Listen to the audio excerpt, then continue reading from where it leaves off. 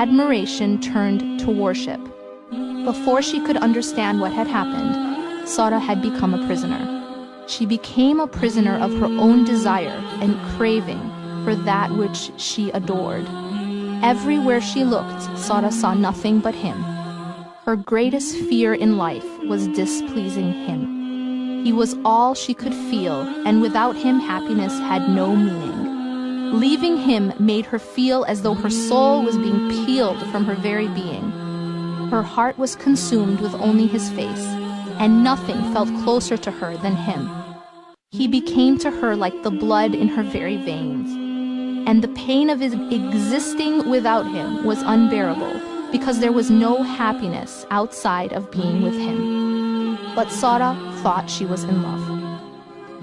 Everything basically revolved around him. Her greatest fear in life was displeasing him, and she didn't know any kind of basically pleasure outside of being with him. Now, here is the irony. Sara thought she was in love. Sara had been through a lot in her life. Her father walked out on her when she was a teenager.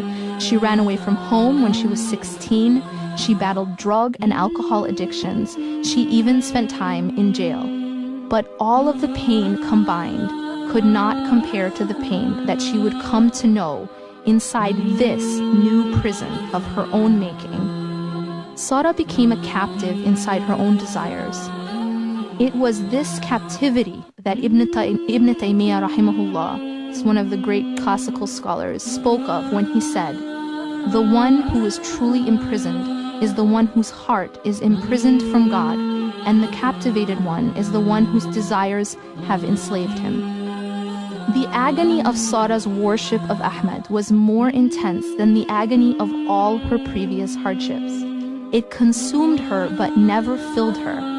And like a parched man in the middle of a desert, Sara was desperately pursuing a mirage. But what was worse was the torturous result of putting something in a place only God should be.